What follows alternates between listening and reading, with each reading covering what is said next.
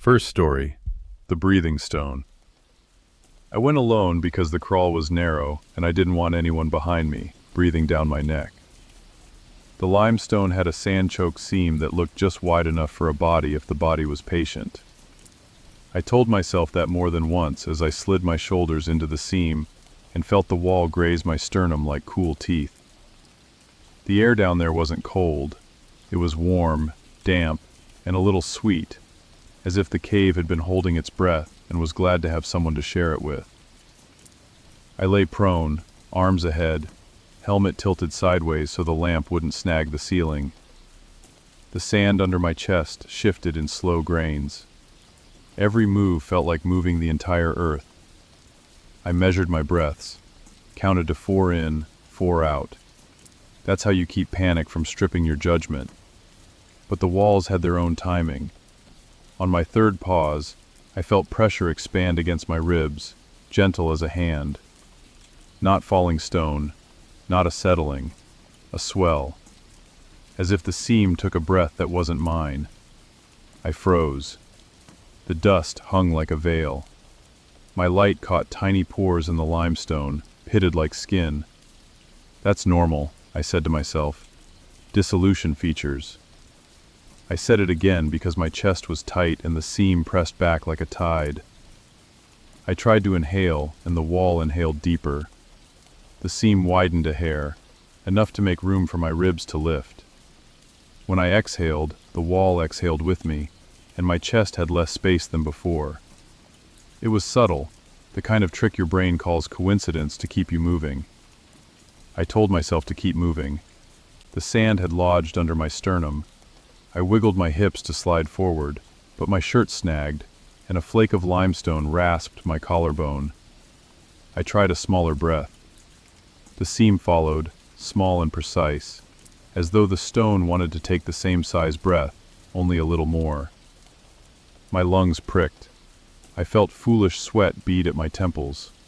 Warm air. Too warm. I listened. The cave gave me back the tiny scrape of fabric, the shifting of grit, the quiet lick of saliva as I swallowed. Then, under that, a hush that was not quite silence. The sound of my exhale softened and spread, like it went into something that received it.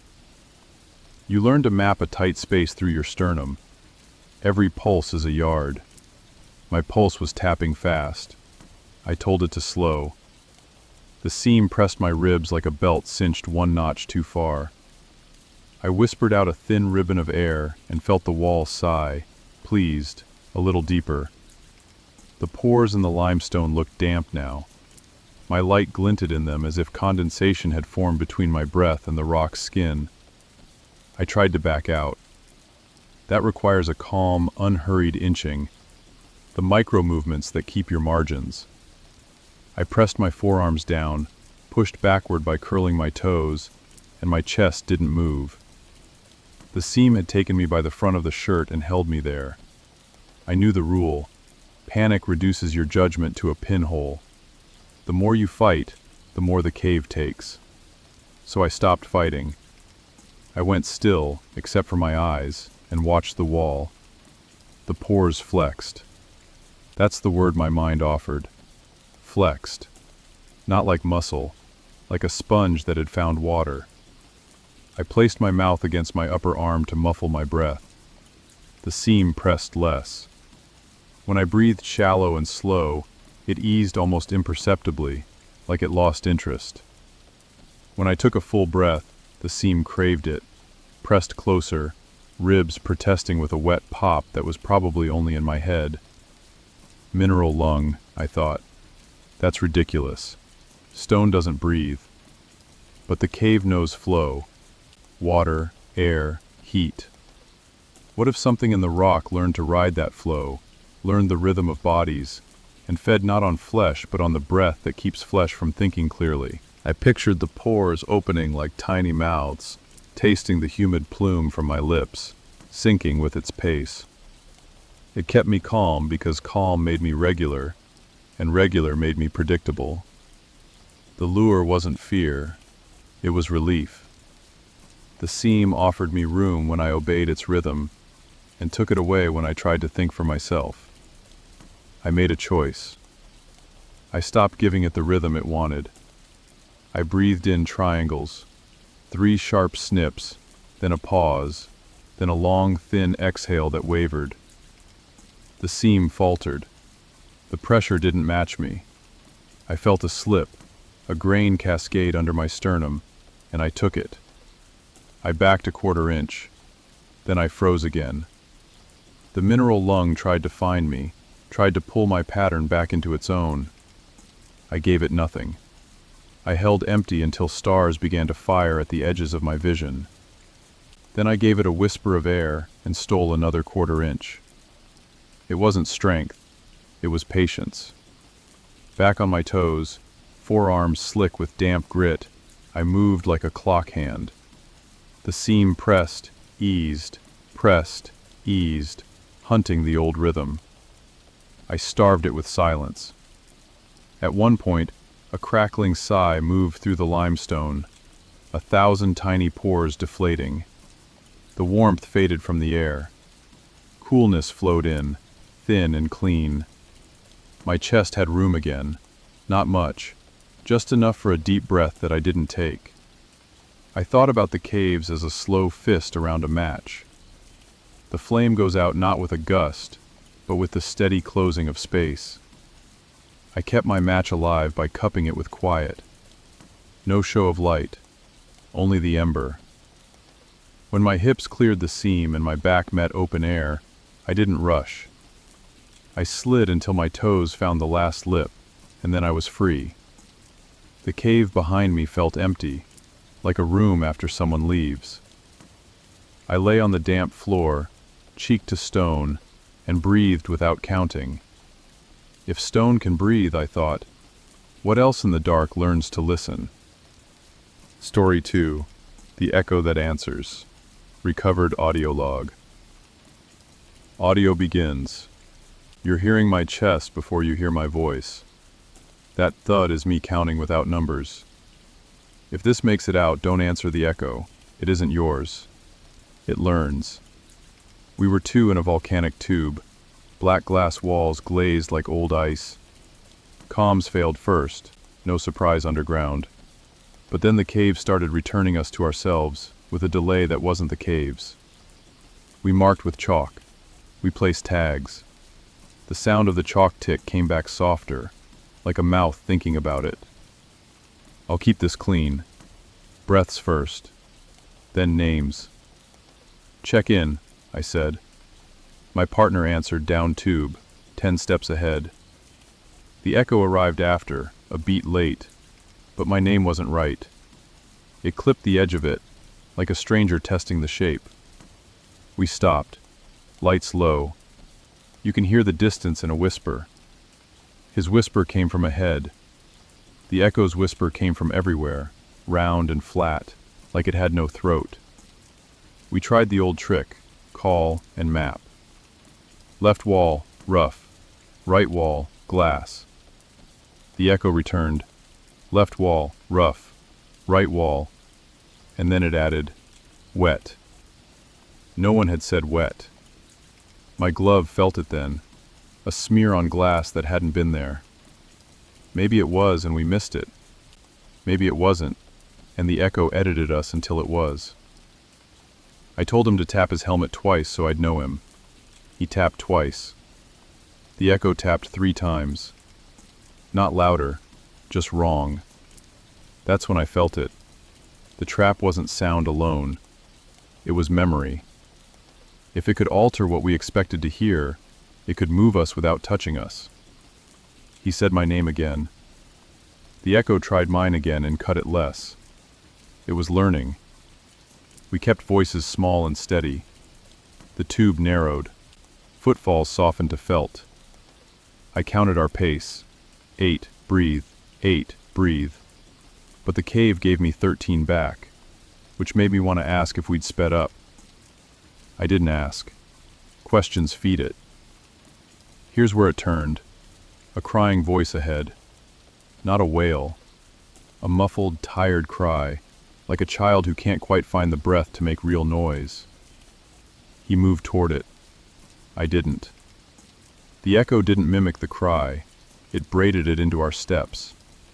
Each footfall carried a syllable that wasn't ours. "Hold," I said, hand on his pack. The echo returned, "Hold," but in his voice. It wanted his trust more than mine. We tried humming, low, steady, nothing it could shape into meaning. It repeated the tone, then layered a second tone underneath, a harmony that tugged the gut. My chest wanted to answer it. That's how you know it has you. Your body leans without your consent. We marked the glass with a grease pen, thick arrows, a simple map. I said, "Don't say the marks, don't name the turns." The echo whispered our marks anyway. Arrow, arrow, back. It was telling us we'd been here before. That might have been true. Underground, loops feel like lies even when they're real. He said my name quietly, asking without asking if we should keep going to the cry.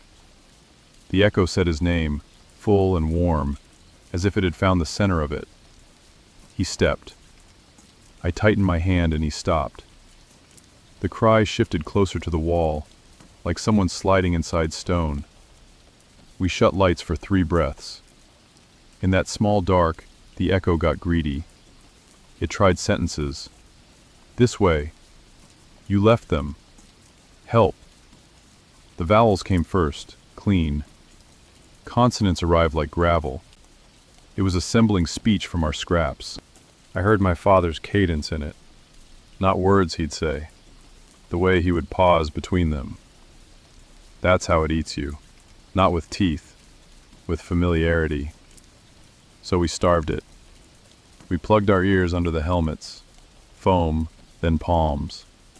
We kept a hum in our throats, low and steady, nothing with edges. I put the recorder against my chest to catch the rhythm.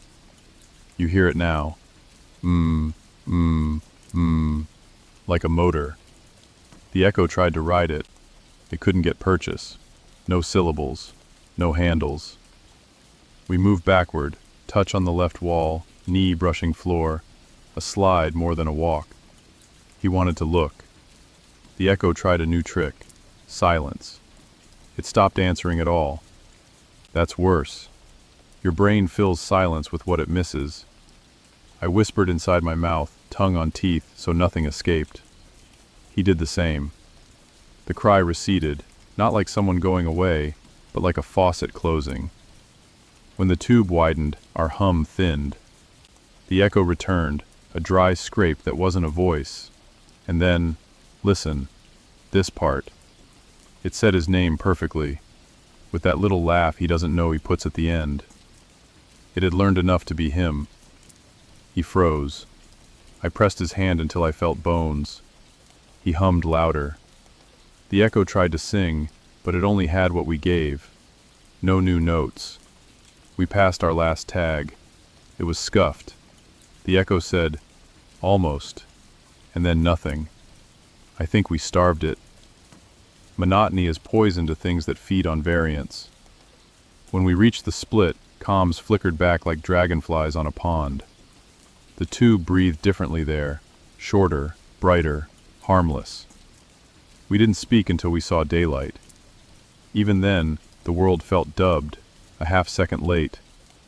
If you go down there and the cave answers, don't test it. Don't ask it who it is.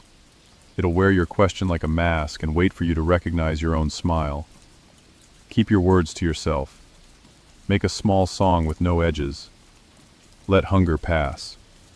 When sound betrays you, the ground begins to whisper. Moving deeper into the darkness, you'll hear it try again. Keep your hum. Keep your shape. Don't give it your name. Story 3. Bone eels in the sump. Rescue report. Report begins. Keep your breathing calm and count your bubbles. If you can't see your hand, you can feel the line. If you lose the line, you're already a memory someone else will catalog. We went in on a call-out at a flooded junction. Black water pooled where 3 passages knotted into a sump. The ceiling dropped to a bite, barely a hand's span above the surface. The team before us had laid a guideline, bright nylon running clean through like a vein. They never came back. We were there to find them or to find the end of the line. Water was still. That's never good. It means silt waits for a thoughtless kick. We checked each other's gear by touch and light. Regs clean, masks sealed, tanks pressurized. The sump mouth looked like an eye with no white. I clipped to the line and eased in first. The temperature knifed my wrists where neoprene ends and skin begins. We carry fear in the forearms. You'll feel it there. My lamp cut a cone that stopped 5 feet out. Beyond, it was ink. The overhead closed and the sound of breathing became the whole world. Draw, hiss, pause. Numbers you feel more than say. The passage narrowed immediately. My shoulders brushed. The guideline hummed under my fingers when I pulled. We moved in, one behind the other, my partner far enough to keep the silt we made from blanketing us both. Visibility dropped to nothing anyway. The first fin stroke kissed the floor, and the water bloomed black. Touch was our map. Left wall rough. Right wall smoother, slick with ancient polish. Ceiling low, then lower. The line trembled in tiny arcs I didn't make. We tell ourselves that's current. We lie kindly. At 30 breaths, the gauge needle sat wrong for where we were. A shade low. I checked the valve with my glove, rolled it, felt pressure steady. No leak. Just a quiet draw I couldn't place. Something nudged my calf. Not a hit. A measuring tap, like twine brushed back and forth. I stilled. The line thrummed again. My lamp caught nothing but the faces of bubbles stitching up the ceiling and sliding along it, trapped, skittering away where the rock dipped. My partner's light ghosted behind me, then went honey thin in the silt. I moved by fingertips. The line rode the joint of 2 rocks where the ceiling pinched down. I had to angle my tank to slip through, pack against spine, head tilted to keep the reg from clacking.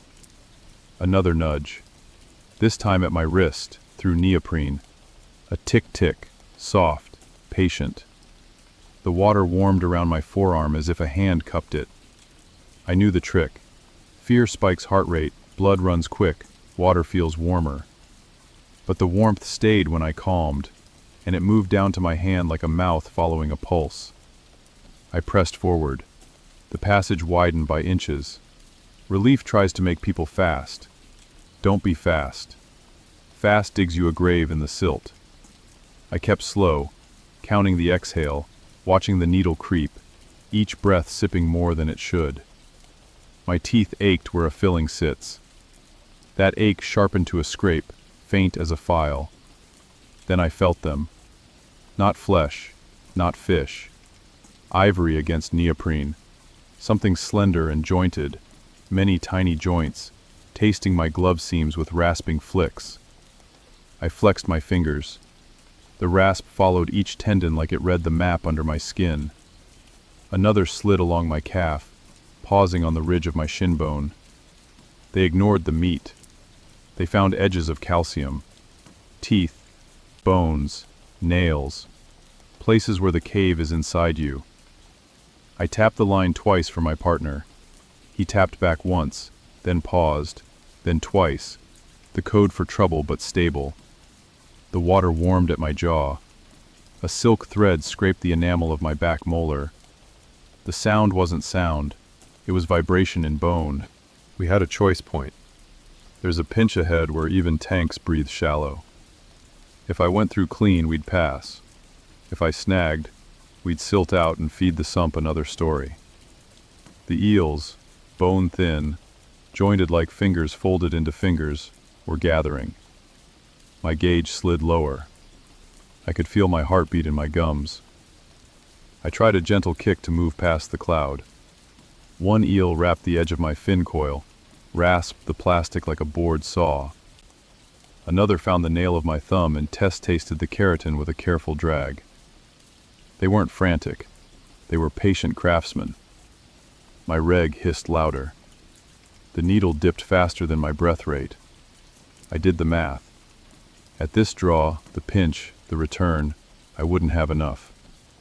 The sump had revised the terms of the rescue.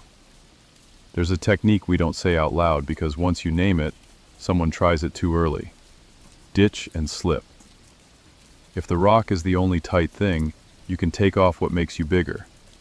Tanks, pack, sometimes even the mask if the gap eats your cheeks. You get small, pass the choke, reclaim what you left, and call it victory. If the gap is alive, you make a trade. I unclipped. The line through my fingers became a lifeline and a leash. I kept one loop around my wrist and eased the tank off my back, cradling it in front like a child. The eels pressed closer, not to my torso, to the bottle. They rasped the valve knob, the metal ring. When one found the edge of my tooth again, I made the choice I didn't want to make. I pushed the tank ahead through the slit and felt it jam. The rock took it. The eels swarmed the metal like rain finds a gutter. I had nails. I had enamel. They wanted the cave in me more than the gear, but the gear sang to them in a different way. I curled my lips over my teeth and breathed shallow to keep the reg steady. With my free hand, I pressed at the rock and slipped my shoulders through the narrowest point. My chest compressed, sternum humming. The line burned the glove. I exhaled until my ribs folded, and the pinch accepted me. A thin thing stroked my front tooth just once, a goodbye. I felt something flake. My tongue tasted chalk. I didn't swallow. I pushed, hips twisting, and the world gave. On the far side, the water opened into a low room. Silt was night. I held the line and pulled my partner through by feel. He came, hands like vices on my wrist. We knelt on stone we couldn't see and listened to the rasp at the slit where the gear hung. It was gentle, a household sound, a careful sanding. My backup reg bit my gum wrong. I didn't have a tank on my back anymore. Neither did he. We had one small bottle clipped for emergencies and a number we couldn't change. We followed the line out. Each brush of an eel at our ankles was a reminder to keep moving without thrashing. At the last turn, the current, faint and faithful, touched our cheeks. The warmth faded. The scrape quieted. We surfaced into a pocket where air tasted old but serviceable. We breathed it like thieves. In our lamps, the water looked normal, black and dumb. My tongue still found grit at the broken edge of a tooth. He checked his gloves. Nails scuffed to soft. Bone eels, we call them now when we're being brave. Calcium feeders. They rasp enamel, bone, nail, and ignore flesh if they're not starving. They measure the pulse through neoprene and stay where the cave is hardest. We left a tank in the throat of that place. A trade. A toll. If you go, wrap your bottles in something that isn't you. Keep your teeth close. Keep your line closer. From water's grip to walls that move on their own, remember, hunger in the dark is patient, exact, and it knows the skeleton of every choice you make. Story 4. The Shifting Grain. Field Notes of a Geologist. Field Note 1. Gypsum system, soft and glittering, a cave that looks like frost preserved in stone. I entered alone at dawn, if dawn means anything to a place that keeps no time. Floor behaves like slow sand. Each step is a sigh. I taste chalk at the back of my throat. The light has trouble here. It scatters on crystals until brightness feels like fog. I took a compass reading at the first junction and watched the needle wander, not spin, just a lazy drift as if it had grown bored. Gypsum shouldn't do that. There's no iron in these walls. I made a pencil arrow on my glove. My boots left prints that filled as I watched. Not wind. No draft strong enough. No air bite on my cheeks. Just grains slumping into my shape like the cave was smoothing my presence out of its memory. The ridges along the wall seemed taller when I glanced back, as if the room had inhaled and changed its posture. I crouched to feel the substrate. It flowed. Not like water moving past a rock. like a million insects carrying one grain each, patient, unseen. My finger came away with a fine dust that tasted bitter and thin. I marked that taste, a mineral map. I've learned that when sight gets soft, tongue and skin take notes the eyes miss. Field note 2. The corridor narrowed. A gentle helical twist in the grain showed where micro-avalanches had slipped. I stepped where the ripples cupped, trusting the path of least noise. The cave answered with a whisper that wasn't echo, more like someone licking their lips behind a door. I kept 3 rules in my head. Stay second-guessing the obvious way. Read the air by the teeth. Move like an apology. Footprints, mine and something older, wrote and erased themselves in slow loops. New ridges formed in corners I hadn't looked at longer than a blink. I pinned a light on a wall and watched it sprout a line of gypsum needles that weren't there a breath before. Just a few hairs of crystal, leaning like grass toward my heat. I stopped.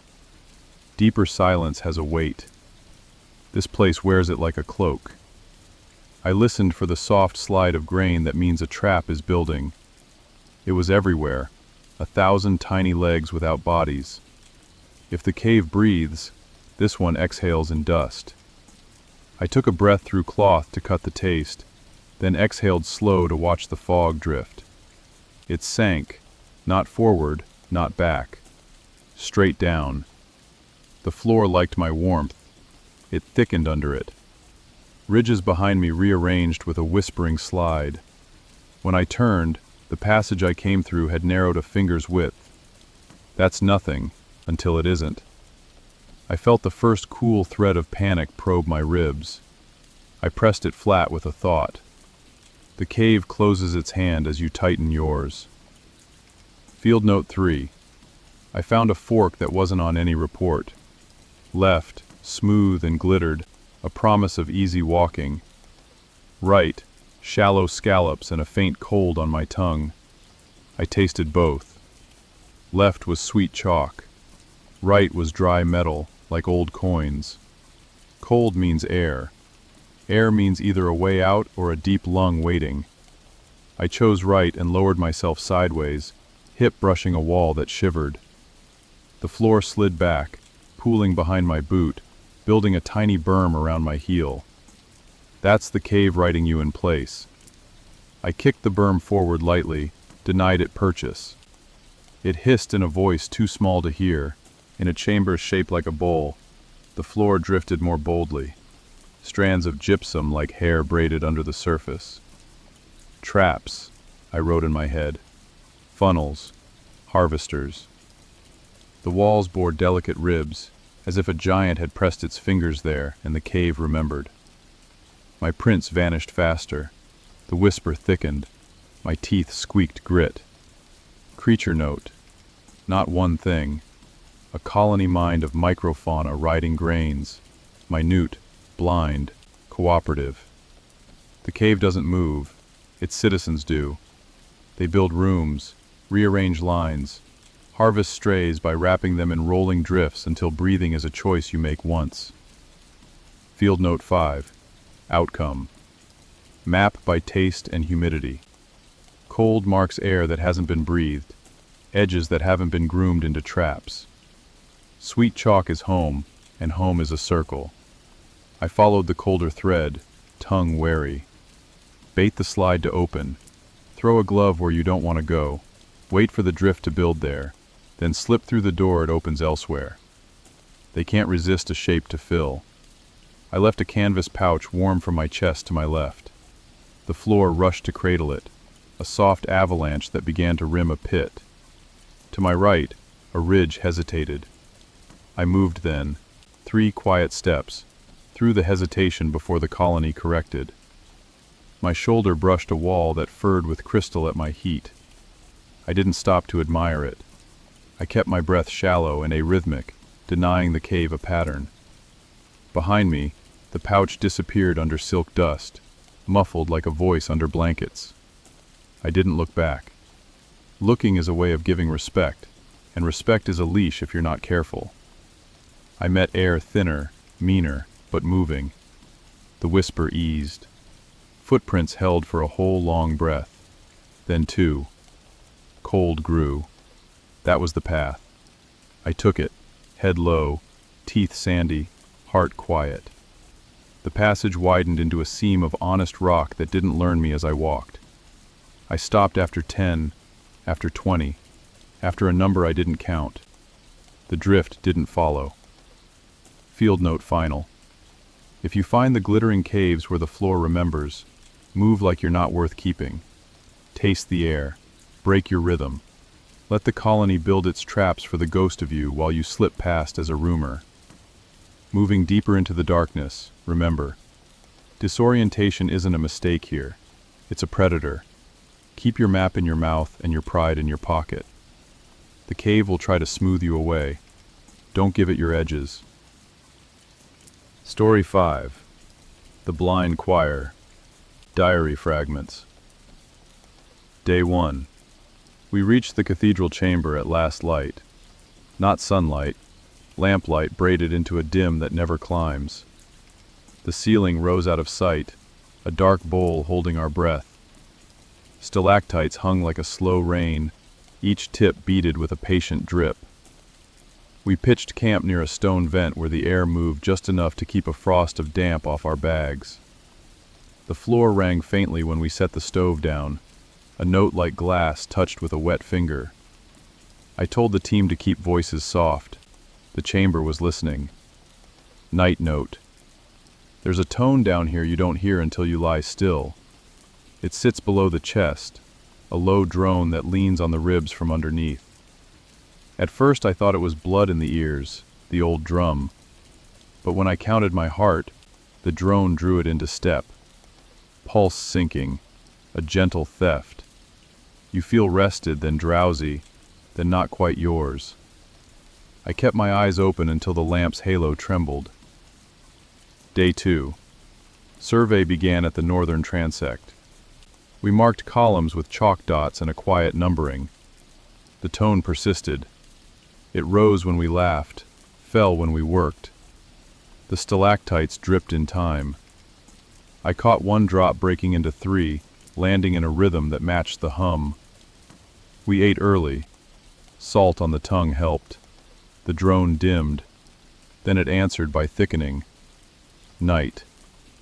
I woke without sleeping. Limbs heavy, mind thin, body arranged with care I didn't remember. My bag lay near the vent, not where I'd left it.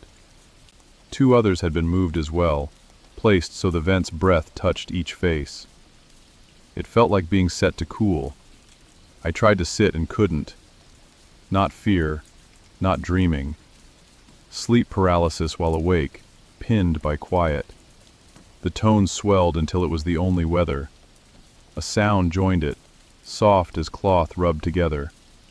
Touches along the shin, gentle. Then more of them. I whispered the name of the person closest. She didn't answer. Her chest rose slow, too slow, like she'd been taught. I tasted metal in the back of my throat. I tapped my thumb against the floor. The chamber sang back just slightly louder so I'd stop. Day 3. Morning was thin. No one remembered sleeping, only being kept. We checked each other's pupils, grip, humor. All functional, hollowed. We found prints in the dust near the vent like rested palms. Some small, some longer than a hand. No finger marks, no claws, just pressure.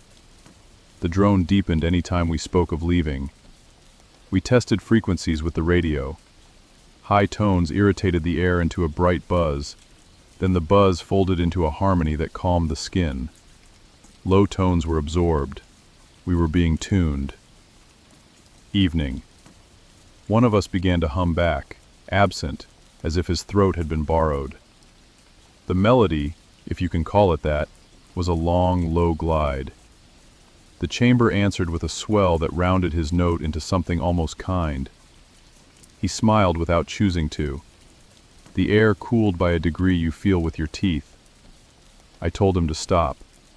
He didn't hear me. They came when the hum settled.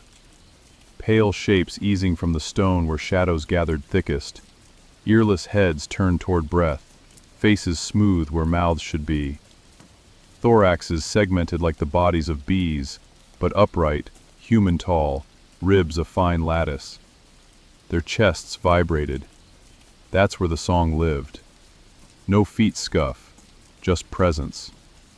They surrounded him first, hands like thin paddles touching his shoulders, his throat. He kept humming. The tone braided tighter, a numb warmth threading my limbs. I forgot for a moment why stopping mattered. I lifted my hand and scraped metal on stone with my ring. A small, ugly sound. The closest one flinched. The harmony faltered, then pressed harder, like a blanket tucked too tight.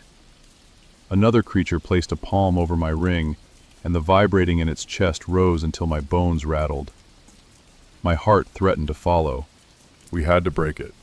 Not once, not briefly. The song feeds on smoothness. So we gave it edges. We dragged the stove, knocked pans, struck flint without fire just for the rasp. We clapped out of time, a crude counterpoint. Discord is work. It feels rude in a holy room. That's why it took too long to do it. Once it began, the creature's thoraxes trembled erratic. One stepped back. Another pressed forward and stroked a friend's forearm, soothing, the way you hush a child. They learned as they touched. We went louder, ragged, human noise. Names spoken sharply. A spoon on a helmet rim until sparks kissed the eye. The harmony tried to rise above us and failed. They recoiled as if scalded. The tone in the floor shattered into many thin notes like a glass spiderweb under a heel. In that break, we moved. We staggered toward the southern fissure. The creatures followed, not attacking, just leaning, a tide of intent. At the narrow, one reached for my throat and paused a breath away. Its chest wavered, a question. I bared my teeth like an animal and screamed. It hated the teeth, or the consonants around them. It withdrew a fraction. We did it again. Noise without tune, metal on stone, breath torn into ugly shapes. We escaped on a trail of bad music. In the next chamber, the drone was a memory of a memory. We nearly wept at the silence. Ears rang with a phantom chord. We couldn't hear each other well for an hour. We wrote instead. Last note before leaving. Bodies placed near vents like offerings. Hearts tuned and slowed until the last exhale falls neatly into the choir. If you rest in a cathedral under stone, listen closely. If your pulse starts to sway to a tone that isn't yours, break it. Discord is rude. It's also life. Leave deaf if you must. Silence can save you, if you keep moving. Story 6. The Cartographer's Skin. If you're reading this, fold the paper once, then twice. Feel the crease. The map lives in the crease, and that's where it starts to itch. I went back because all unfinished lines keep a taste in the mouth, bitter like penny water. The survey from 8 years ago ended at a choke I promised I'd widen when I had more time, more sense, more care. The scar on my forearm, thin, dog-legged, ran cold each time I thought of it. 2 days before I returned, that cold turned to a steady itch, and then to heat, and then to a pressure that pulsed like a tiny second heart. It wasn't infection, it was direction. I told myself that nerves remember. The body keeps a ledger. I didn't say out loud that I woke from sleep to find my fingers tracing roots on my ribs without permission, sketching loops and dead ends I had never walked. The skin rose under my nail like paper embossed from below. At the entrance, the itch softened. Underground, it sharpened. The old survey marks looked dull, chalk caught in the cave's breath and smoothed to ghost. I followed habit, left hand to wall, right hand free for notes. But the notes wrote themselves. Gooseflesh rose in dotted lines along my bicep when the passage bent. My sternum prickled at every junction as if a compass needle had been installed there, unkind and accurate. Past the choke, new rock felt old and waiting.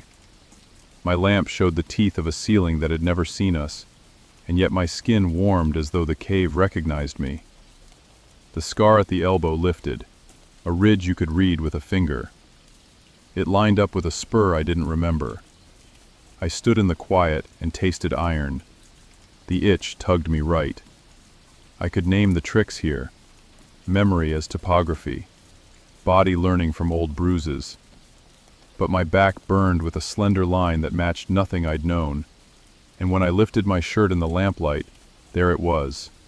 The faintest red filament, hair thin, crossing my lower spine and vanishing as it met the waistband. The line curved like a river. I pinched it. It throbbed like a vein. I followed it. That is the truth. A man can pretend he chooses, but the map on me tightened each time I tried to turn away. The heat braided down my hip, a path in flesh, guiding me into stone that had no footprints. The passage narrowed to a mean slot, where a person less marked would have stopped. I didn't. The itch insisted, and the rock accommodated, as if the route had been written for me alone, through my own reluctant geography. A chamber waited, low, round, chalk-dusted with the hands of time. In its center, a fall of stone like a table worn by elbows. The air smelled like paper baked in sun. I set my pack down. The itch crested. Every scar I owned rose, ankle from the river, shin from the ladder, the old line on my palm from careless rope. They lifted into relief, a raised relief map, and each ridge aligned with a corresponding shadow in the cave. My body was the legend. The chamber was the page. I pressed my forearm to the table stone because not pressing felt like rudeness, like ignoring a hand offered. The surface was cool, gritty, indifferent. Then it wasn't. It warmed under my skin, and the skin softened. Not melted, not blood. A loosening, the way wet parchment gives when stretched. I felt the thinnest pull, a drafting compulsion, as if something under the stone reached and took a copy of the line from me. My breath shortened. The cave exhaled. The itch wandered down my wrist like a patient brush. I pulled away. The forearm had a new mark, a faint crosshatch of tiny capillary reds, the pattern of the table's grain impressed on me. Or me impressed on it, I don't know. Where the mark met an old scar, the colors deepened, inked by no hand. It looked like a path segment finished by a signature. I understood then. Completion is a meal. The thing in the rock, parchment parasite, archivist, whatever word makes it smaller, feeds on finished lines. It inks with blood not by taking it, but by convincing you to give it to your own edges until they pronounce the root inside you. It keeps maps where flesh remembers. It starves on uncertainty. It thrives when you return. I left the chamber and the itch tried to follow like a dog that knows the way home. Every step away peeled the heat off in strips. But my back burned brighter, lower now. Blisters budded along the ridge above my belt, tiny, clear, aligned in a curve that matched nothing I had walked yet. I knew if I followed that curve, it would lead to a room where the old lines converge and the last question is answered. I didn't go. I wanted to. The want was a tenderness in the lungs, a kindness promised. No more wandering, no more wrong turns, just the grace of a drawn line. That's how it binds you, with completion, not fear. I burned the map, not the paper, my skin. A small flame held at an unfashioned angle, enough to scald the raised relief back flat. The blisters wept. The itch screamed with no sound. The body tried to save the thing that was killing its choices. I thought of the cave as a slow fist closing around a match and opened my hand. The pain shook me like weather.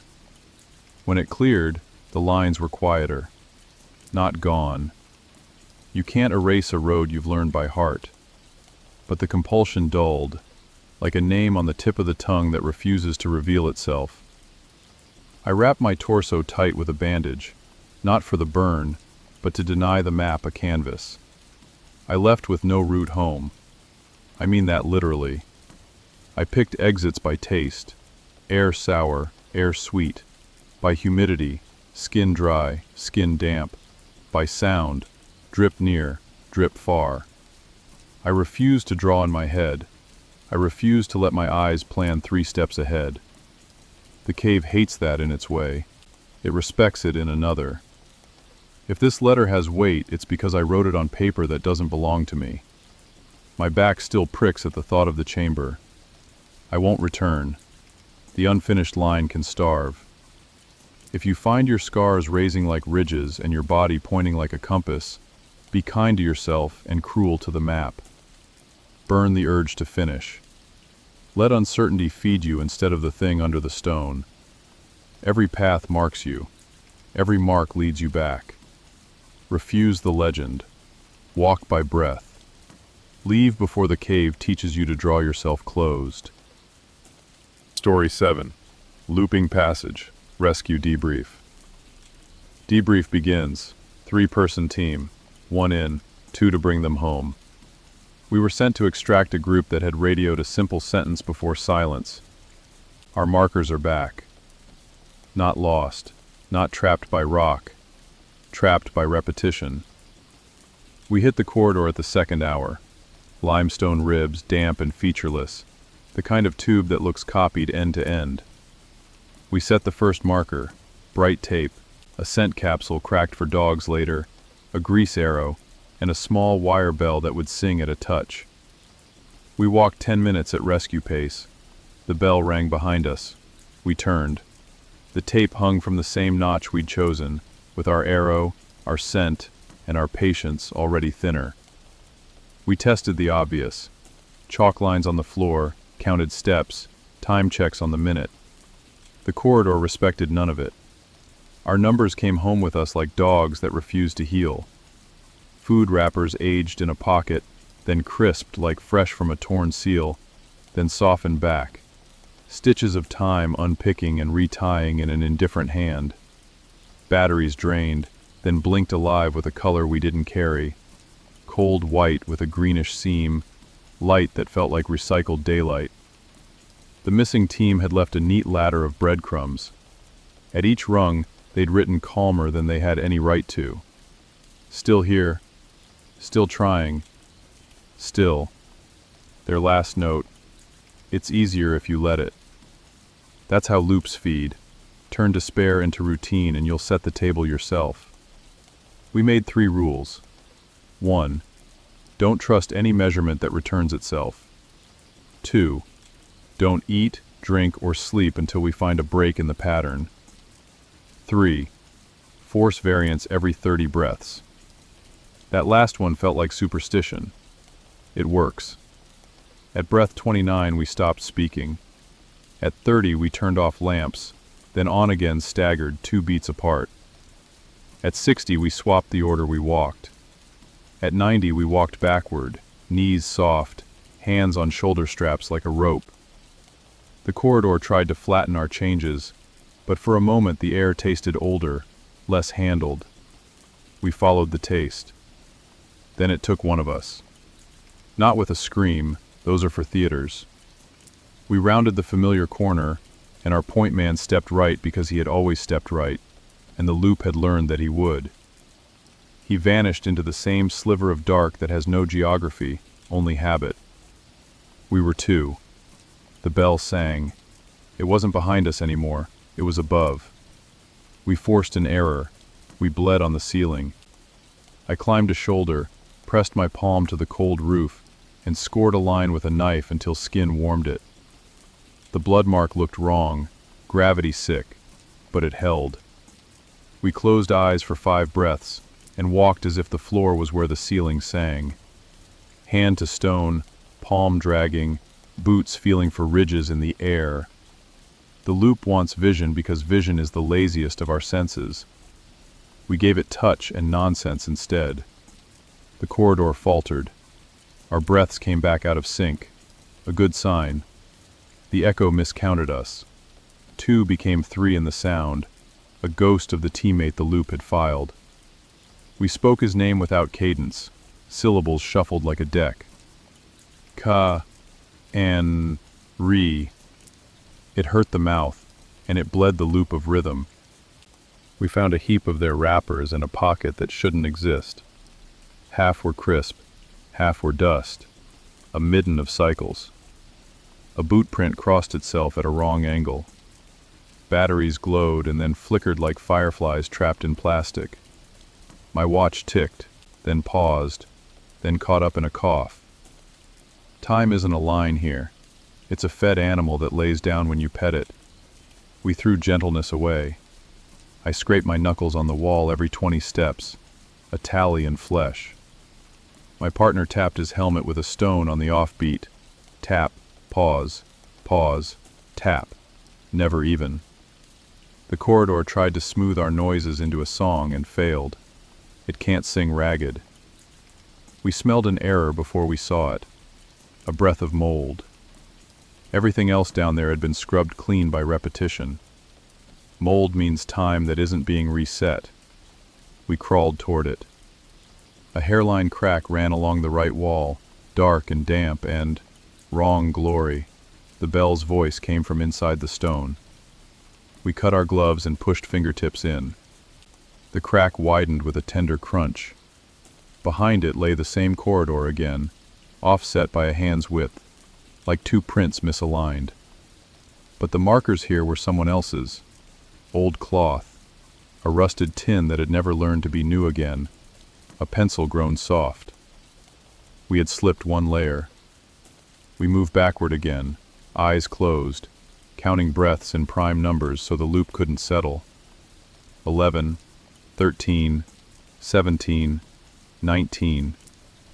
At 23, the air shifted cooler. At 29, we smelled our friend. The scent is a primitive map. Skin, fear, the small oil that says mine. He stood where corners argue, blank-faced, like a man waiting for a bus that never comes. Loop-fed, choice-starved. We didn't touch him first. We changed around him. We swapped packs. We swapped names. We moved left where the body wants right. We bled another line above his head and asked him to crawl backward with eyes closed, while we lied about where the ground was. He resisted like sleep does when you need to wake. Then he obeyed the lie. The loop shuddered. The bell stopped. Our wrappers stayed old. The batteries dimmed into honest dark. The corridor's ribs developed imperfections we hadn't seen. Tiny fossils, small scars of water. We had variance again. We had a way out, not marked by tape, but by things that refuse to repeat. A crack that widens, a mold that spreads, a story that doesn't settle. We left cruel. We didn't clean marks. We didn't fix anything. We denied the corridor the courtesy of a pattern to catalog. At the threshold, my knife line on the ceiling dripped once more. Late, like time coughing up a lost second. We took it, and didn't look back. If you meet a passage that gives your choices back to you until they're dull enough to chew, don't bargain with it. Force an error. Crawl wrong. Close your eyes. Bleed on the ceiling. The thing that feeds on sameness can't swallow a mistake you love. Story 8. The Salt Mother. Expedition Log. Expedition Log, Entry 1. Halide Cavern. The first breath tasted like a fingertip dipped in sugar, then pressed to salt. The pillars rose like frozen rain, clear with cloudy hearts, and the floor crackled softly under boot, salt plates flexing as if they remembered tides. We noted humidity low, temperature steady, air sweet, salty enough to make thirst feel like a kind idea. I told the team to ration early. Sweet salt is a promise and a trap. Entry 2. We tested the walls. Honeycomb pockets everywhere. Tiny cradles, each the size of an eye. some holding brine beads that didn't drip. Our lights passed through columns and turned them into organs, glowing, veined. I licked a fingertip for a taste map and regretted it. My tongue tightened, a small cramp, as if the cave had pinched it. Entry 3. First sign of the mother. That's what we called the central stalactite before we learned better. A thick white spindle dropping from a dome, rimmed with delicate curtains like lace. Directly below, a basin had formed, slick with a layer of clear solution that did not ripple, even when our breath moved. The air near it was cooler, and the sweetness concentrated. We stood too close without realizing. Thirst arrived like a thought we didn't remember thinking. We did the math. Our water rations would last the day if we behaved. The cave negotiated. Within an hour, lips cracked, then tongues. My fingers began to prune, but not wet. Dry pruning, skin puckering as if the moisture were leaving from within. The crystalline smell threaded behind the eyes. I watched a hairline crystal climb from a nick on my knuckle, a faceted splinter sprouting like frost, small and painless, a warning in miniature. Entry 4. The walls had nursery combs, tiny hollows lined with a fine film, each with a salt bud at its center. Some held a filament, a hair of something white and wet that retracted when light lingered. A cradle is a word with comfort in it. Here, it fit the shape, not the intent. The combs looked sized for a fingertip, a tooth, a joint. I pulled the team back and we spoke thinner. Hunger in caves is simple. Thirst is more persuasive. The halite air didn't burn, it sang. You want to drink the sweetness, but the sweetness drinks you first. One of us swabbed his lip and the swab crisped at the edge before the cloth dried. We wrapped mouths in damp cloths, and the cloths turned stiff. Entry 5. Crystals began to grow from wounds we didn't know we had. The blister on my heel became a tiny fan. A paper cut blossomed into a clear thorn. They were beautiful in a way that made me angry. We scraped them off with the backs of knives, avoiding steel edges that tasted clean to the salt. The waste glittered on the floor like spilled stars. We didn't step on it. The crackle told us the cavern listened for pressure with its whole skin. We found the mother's chamber by scent. The sweet salt became maternal, warm, almost milky, a trick of association that softened the jaw. The central stalactite now touched the basin, a slow kiss. Around the basin, the floor was furred with white. Infant crystals, curled bodies of salt that looked like someone had laid offerings there, and the cave had kept them in kind. Entry 6. Contact. My teammate dipped a finger in the basin. No ripple. He lifted his hand and a string of solution followed, unbroken, clinging, refusing distance. He shook, and the string only thinned. When it broke, the drop returned itself to the rest with a small, satisfied shiver.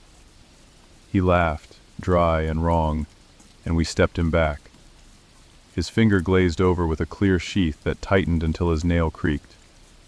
We understood. The mother feeds on moisture and marrow. Not a creature with a face, an appetitive core, a stalactite heart that harvests water wherever it hides, including inside us. The honeycombs were not decoration, they were cradles for what the cave kept. Small, salted shapes that had once moved. Entry 7. Outcome planning.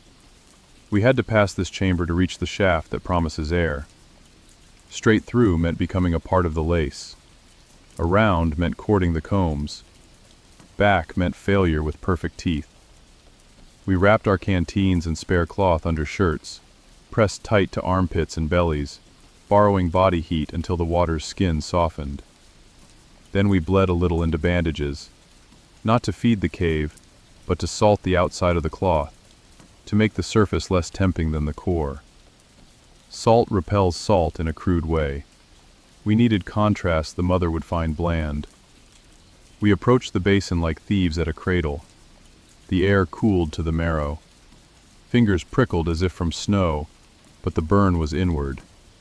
Crystals at our cuts reached toward the mother's breath like plants turning to light.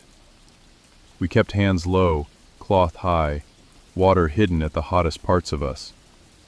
I breathed through my nose, mouth shut, tongue curled back, guarding the spit like coin. Halfway, the floor flexed. The fans cracked softly. A lattice rose ankle-high in a blink, a trellis of salt knitting where our feet lingered. We moved. Slow as respectful, slow as death here. We made careful speed, no stomping, no stillness. The lattice reached and missed, grew and shattered as our heat confused its aim. Then the mother leaned. Not motion you can see, a change in the sweetness, and the basin's skin birthed a skin of its own, a thin film extending, a clear hand. It reached for the nearest damp. My teammate hissed as crystals threaded his glove seam and seeded along the web of his thumb, climbing as if guided by a chart of veins. I took his wrist and rolled it into my jacket, pressed cloth to cloth, moved us as a pair. Last 10 steps. We melted a path with what we carried and what we were. We pressed wrapped water against a low lace that blocked the way, held it until the film sagged and parted, strings snapping like spun sugar.